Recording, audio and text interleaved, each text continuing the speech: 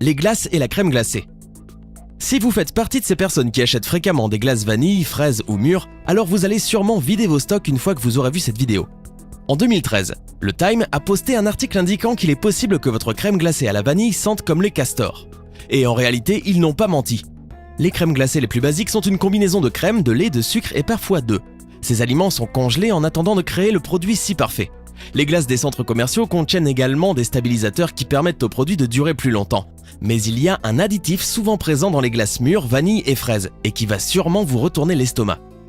Appelé castoreum, cet additif provient directement du rectum des castors. Il s'agit d'un agent chimique utilisé par les castors pour marquer leur territoire, et la senteur n'est pas sans rappeler la vanille. Vous trouverez également cet agent dans de nombreux parfums, ainsi que dans des repas préparés naturels. On aimerait vraiment être en train de blaguer, mais ce n'est pas le cas. Beaucoup de fabricants ajoutent du castoreum pour augmenter l'odeur de la vanille. Sérieusement, cette odeur vient du derrière d'un castor, donc la prochaine fois que vous appréciez une glace à la vanille, vous feriez mieux de remercier les castors pour leur régime et leur système digestif unique. Vous êtes dégoûté? Pas de souci, on en a encore plein en réserve des comme ça. La bière. La bière est une boisson populaire et peu de personnes peuvent y résister après une journée difficile. Soyez francs. Il n'y a rien de mieux que de rentrer chez vous, vous étendre dans votre canapé et regarder la télé tout en dégustant une canette de bière. Eh bien, vous feriez peut-être mieux d'y penser à deux fois car nous avons des informations compromettantes sur la bière. La bière est produite depuis 7000 ans, mais la technique a changé au fil des ans.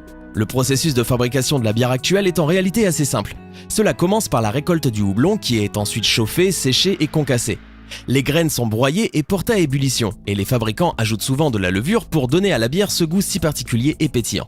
C'est maintenant que ça se complique. Une fois la levure ajoutée, les fabricants ajoutent également de l'ictiocol, qui provient d'une vessie de poisson séchée. Oui, c'est exact, la bière contient du jus de vessie de poisson. C'est utilisé pour que la bière soit plus transparente une fois que le houblon s'est installé. Beaucoup de personnes se plaignent que cet ingrédient n'est là que pour obtenir une bière esthétique et beaucoup essaient de faire en sorte que les fabricants de bière retirent cet ingrédient dégoûtant de leur processus de fabrication. Par contre, si vous aimez la Guinness, vous êtes chanceux car en mai 2017, Guinness a décidé de retirer cet ingrédient dégoûtant de toutes ses bières. Néanmoins, on ne peut pas vous promettre que votre bière favorite ne contient pas cet ingrédient et il vaut mieux vérifier ça au cas où.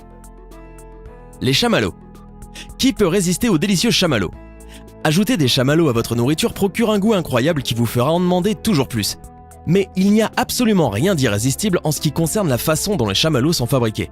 En fait, on est certain que vous ne toucherez plus jamais à un chamallow une fois que vous saurez qu'ils sont faits en gélatine. Le processus pour fabriquer un chamallow consiste à ajouter de la gélatine, qui est produite par l'ébullition de la peau et parfois des os de vache et de cochon utilisés par l'industrie de la viande. Les fabricants ajoutent ensuite des adoucissants, des colorants et des conservateurs pour obtenir cet effet mou.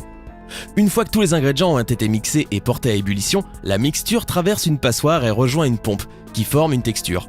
Elle est ensuite refroidie, les éléments en excès sont retirés et le chamallow est prêt à être emballé et vendu. Le goût sucré du chamallow est unique et certes difficile à reproduire, mais on pense que vous ne les verrez plus de la même façon maintenant que vous savez qu'ils sont faits à partir de peaux d'animaux. Bœuf sous vide. Aujourd'hui, la plupart d'entre vous savent sûrement d'où provient leur viande, mais il y a un élément ajouté au bœuf sous vide qui rend la viande véritablement dégoûtante. L'industrie de la viande parle du bœuf comme ayant une texture fine, et cela fait bonne impression, mais il s'agit en réalité de mucus rose. Oui, vous avez bien entendu, le bœuf sous vide est fait de morceaux de bœuf passés sous ammoniac pour en éliminer les bactéries. Cela fait se poser une question bien sûr. L'ammoniac est-il oui ou non un danger sanitaire? Si le mucus rose n'est pas créé correctement, il peut contenir des pathogènes dangereux. En 2012, la chaîne américaine ABC a découvert de nombreux secrets compromettants sur le bœuf sous vide, menant à une affaire judiciaire pour la Beef Products Incorporation. La nouvelle a fait un tel effet dans la presse que des compagnies comme McDonald's ont décidé de cesser d'utiliser du mucus rose dans leurs burgers. De nombreux supermarchés et compagnies ont d'ailleurs annoncé avoir renoncé au mucus rose dans leurs produits. Début 2017, l'affaire Beef Products Incorporated a été tranchée, mais la vente de mucus rose a doublé après sa première chute initiale après la controverse.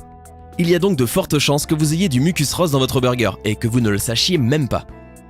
Vinaigrette pour salade. La vinaigrette est très populaire et soyons francs, une salade n'aurait pas du tout le même goût si on n'y ajoutait pas de la vinaigrette. Beaucoup d'entre nous d'ailleurs ne seraient même pas capables de manger de la salade sans vinaigrette. Mais il y a une chose que vous devez savoir à propos de ce condiment qui, de base, paraît totalement sans danger. Il contient une nanoparticule, appelée le titanium de dioxyde, qui est ajoutée après avoir ajouté tous les ingrédients de base comme le vinaigre, les œufs et le sel. Le titanium de dioxyde est utilisé pour que la couleur de votre vinaigrette soit blanche et également pour allonger la durée de vie de la vinaigrette. Il est souvent utilisé pour des raisons pharmaceutiques et peut même se trouver dans les protections solaires.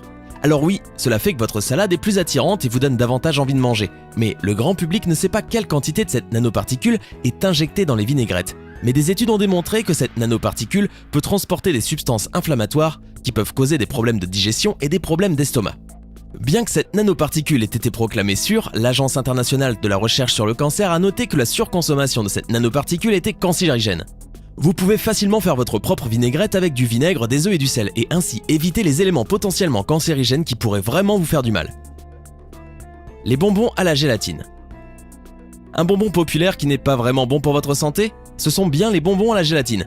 Pour faire ces bonbons, les fabricants chauffent du sucre liquide et ajoutent ensuite de l'amidon et du glucose.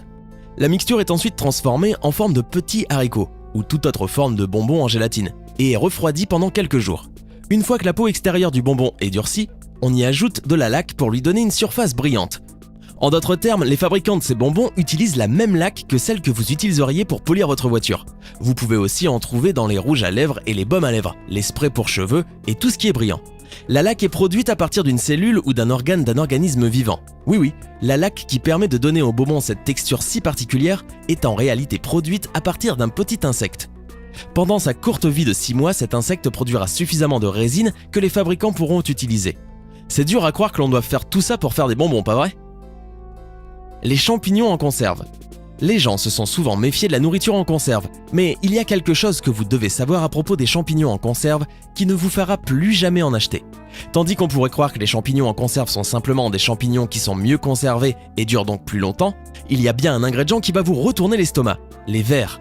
Non, on ne plaisante pas, les vers dans les conserves ne sont pas quelque chose de nouveau. Mais savez-vous que les autorités de certains pays ne s'en plaignent pas plus que ça tant que le nombre de vers ne dépasse pas un certain pourcentage. Les autorités de ces pays font en effet preuve d'une certaine largesse en ce qui concerne les aliments dégoûtants qui peuvent être ajoutés à des conserves. Vous pouvez ainsi trouver 20 vers pour 100 grammes de champignons en conserve et le produit sera tout de même légal dans de nombreux pays. Tandis que la régulation européenne de la nourriture empêche que des éléments externes soient ajoutés à de la nourriture en conserve, cela ne s'applique pas dans le cas des États-Unis. Si vous vous trouvez actuellement à l'étranger, vous devriez certainement vérifier vos champignons en boîte. N'avez-vous jamais trouvé des choses dégoûtantes dans votre nourriture en conserve? Faites-nous part de vos expériences dans les commentaires. Pringles. Les Pringles sont vraiment addictifs et l'on pourrait s'enfiler une boîte entière en quelques minutes. Mais il y a une raison pour laquelle les Pringles sont aussi irrésistibles. Saviez-vous qu'ils ne sont pas en réalité faits de pommes de terre? Ils font partie des aliments les plus conditionnés du marché. Des chips normales sont faites avec des pommes de terre cuites et sautées, mais l'histoire est bien plus compliquée en ce qui concerne les Pringles. Le processus délirant de fabrication de ces chips commence avec une mixture à base de blé, de riz, de maïs et de flocons de pommes de terre. Les ingrédients mixés sont ensuite compressés puis taillés en forme de chips pour finalement ressembler aux Pringles que nous connaissons si bien. Mais c'est maintenant qu'apparaît la triste vérité. Ils sont ensuite transférés de l'huile frite à une station de friture. Une fois qu'elles deviennent craquantes, les chips sont séchées et l'on y ajoute différents goûts grâce à des sprays à poudre. Enfin, une machine les stocke et elles sont ensuite dispatchées dans tous les magasins. Le processus de fabrication des chips Pringles détruit intégralement tous les apports nutritifs des chips ou des pommes de terre. En plus de ça, le processus de fabrication crée un agent chimique dangereux, appelé acrylamide, connu pour provoquer des troubles de la santé. Les Pringles coûtent un certain prix, mais pas que celui qui est affiché en supermarché. C'était les 10 aliments que vous ne rachèterez plus jamais après avoir vu cette vidéo. Laquelle de ces découvertes vous a le plus surpris? Dites-le nous en commentaire. Hey, c'est tout pour aujourd'hui. Si vous avez aimé la vidéo, n'oubliez pas de la liker et de la partager avec vos amis. Et si vous êtes nouveau sur la chaîne, n'oubliez pas de vous abonner et d'activer la notification. Bye bye!